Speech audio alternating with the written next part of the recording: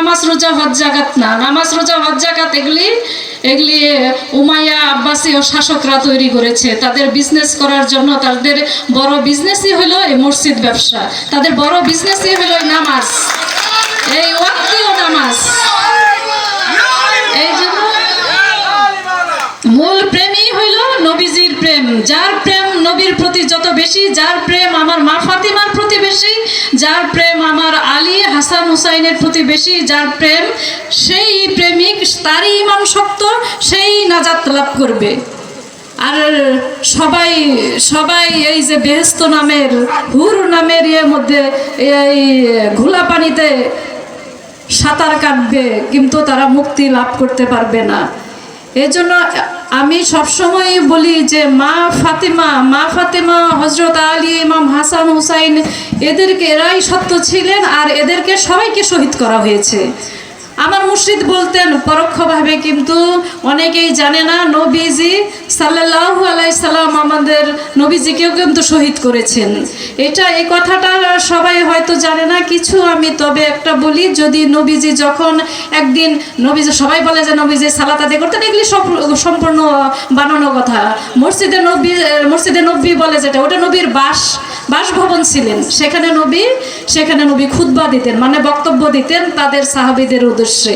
এই সাহাবীদের উদ্দেশ্যে একদিন বক্তব্য দেওয়ার দিনে যখন বিদায় হজের পর একদিন এসে বললেন, কিছু সাহাবী, আমরা অনেকে বিভিন্ন প্রশ্ন করলেন, তারপরে বললেন যে কিছু সাহাবী আছে আমার হাউজে কাউসার, আমি তাদেরকে পান করাতে যাব, তখন সামনে একটা দেওয়াল আসবে, তাদেরকে আমি হাউজে কাউসার পান করাতে পারবো না, আমার ঘনিষ্ঠ সাহাবীদেরকে। এই কথা বলার পর এটা পরোক্ষ প্রত্যক্ষভাবে সবাই একদিন, তারপরে মা আয়েশা তিনি জিজ্ঞাসা করলেন তাদের নাম কি বলা যায়? কয় তাদের নাম বলার দরকার কি, তবে জেনে রাখো তোমার বাবা, আমার দায়িত্ব, যদি আমি সব কিছুর দায়িত্ব হজরত আলীকে দিয়েছি, কিন্তু দায়িত্বে আসবেন তোমার বাবা, তারা এইভাবে বললেন। এই কথা পর তারপরে আবু বকর ওমরের কানে চলে গেল যে তারা নাকি দায়িত্বে আসবেন। দায়িত্বে আসার পর এই হাফসা বিনতে উমর আর আয়েশা দুইজনে মিলে নবীকে কিন্তু বিষ দিয়েছিলেন পরোক্ষভাবে। নবীজি সে মাংস খেতে চান নাই, তবু নবীকে জোর করে খাওয়াইছে। তবে নবীজি বলেছে যে দূর করে খাওয়াইতে চাও, খাওয়াও, অসুবিধা নেই, আমি তো যেতে প্রস্তুত। এই জন্য তাকেও প্রত্যক্ষভাবে বিষ দিয়েছিল আমার মা ফাতেমাকে। তারপরে তিনি যখন চলে গেলেন, মা ফাতেমা সবসময় মা ফাতেমাকে যখন চলে যাবেন, তখন মা ফাতেমা অনেক কান্নাকাটি করতেছিলেন। তখন মা ফাতেমা কানে বললো যে তুমি আমার কাছে আসো, তোমার সাথে তখন কানে কথা বলার পরে মা ফাতেমা হেসে দিলেন। তখন সবাই জিজ্ঞেস করলো হেসে দিলেন কেন? হজরত আলী জিজ্ঞাসা করলেন, বললেন আমার পিতা বললেন তার সাথে আমার প্রথম সাক্ষাৎ হবে। এই যে তারপরে ক্ষমতার লোভ, ক্ষমতা নবীজি যে চলে গেলেন বিদায় হজের 81 দিন পরে, এটা হইল প্রথম রবিউল আউয়ালে তিনি চলে গেলেন। চলে যাওয়ার পরে তারা তো যখন এই খবরটা নবীজি অসুস্থ, তারা ক্ষমতায় কে বসবে, তারা বনু সাকিফাতে সেই 8 কিলোমিটার দূরে, এটা ছিলেন উমরের, আবু বকরের শ্বশুরবাড়ি এলাকা, সেখানে যায় তারা মিটিং করে তারা ক্ষমতা কে নিবে সেই চিন্তা করতেছিলেন। এই চিন্তা করার পর তারপরে নবীজি যখন ওফাত নিলেন 3 দিন কিন্তু নবীজির লাশ মোবারক পড়েছিল, তাদের জন্য ওয়েট করে তারা না আসার পরে তারপরে নবীজিকে 13 জন সাহাবী, মতান্তরে 11 জন সাহাবী মিলে তার ঘরেই তাকে রাখা হওয়ার পরে তারা তো আমরা ক্ষমতার ইতিহাসগুলি তো জানি, কিন্তু তারা যেভাবে ক্ষমতার ইতিহাসগুলি, যেভাবে হাদিস, বিভিন্ন জিনিস, বিভিন্ন উমাইয়া আব্বাসের প্রচার করে হাদিস তৈরি করছে, এটা কখনো সঠিক না। তাদের মানকে উচ্চ করার জন্য, তাদের যাদের দোষগুলি ঢাকার জন্য এই কাজগুলি করেছে, এই হাদিসগুলি তৈরি করেছে। এই জন্য আমরা হাদিস না, আমরা কোরআন ফলো করব। আমরা সবসময় কোরআন ফলো করব। যদিও এখানে নবী যখন কোরআন কাগজে লেখা হয় না, এই কাগজে লিখলেও কোরআন অনেক বছর পরে উসমান এসে কাগজে তার মন মতো কি অনেক সূরা আজহাব, কিন্তু সূরা বাকারার মতো বড় সূরা ছিল, বাকারা এবং সূরা যা বড় সূরা ছিল, যেখানে নবী পাক পঞ্চদশার আহলে বায়াতের কথা লেখা ছিল, সেগুলি কিন্তু বাদ দিছে। এইভাবে যদি অনেক বাদ সব কিছু দেওয়ার পরে 6666টা আয়াত মা আয়েশা বের করে দেন। তারপরেও ওখান থেকে যাচাই বাছাই করে এখনও কিন্তু 6600 আয়াত নেই, 6234 আয়াত আসছেন। মানে আহলে বায়াত শানে যত আয়াত ছিল সেগুলি বাদ দিয়ে দিছে। তবুও কিছু কিছু রয়ে গেছে। সূরা মায়েদার মনে করেন 3 নম্বর আয়াত, 6 নম্বর আয়াত, কিছু কিছু আয়াত এইভাবে রয়ে গেছে, যাতে একটা আয়াত যে কোরআনের অস্বীকার করলো সেই কাফের, সেই সত্য অস্বীকারী।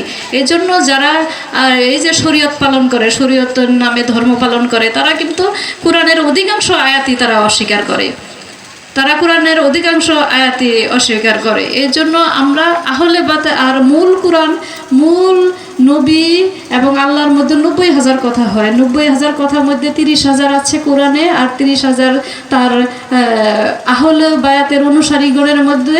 এই 30,000 60,000 আর 30,000 নবী এবং আল্লাহর মাঝে আছে। এই নবী আর আল্লাহর মাঝে যে 30,000 আছে, এই 90,000 কিন্তু একজন মানুষ যখন ফানাফিল্লা বাকাবিল্লায় পৌঁছতে পারে, যখন নিজেই হক হতে পারে, নিজেই আনাল হক হয়ে যায়, তখন সে 30,000-এর অধিকারী হয়ে যায়, তখন সে 90,000-এর অধিকারী। আর এই 90,000-এর যে অধিকারী হয় সেই নুরি কোরআন।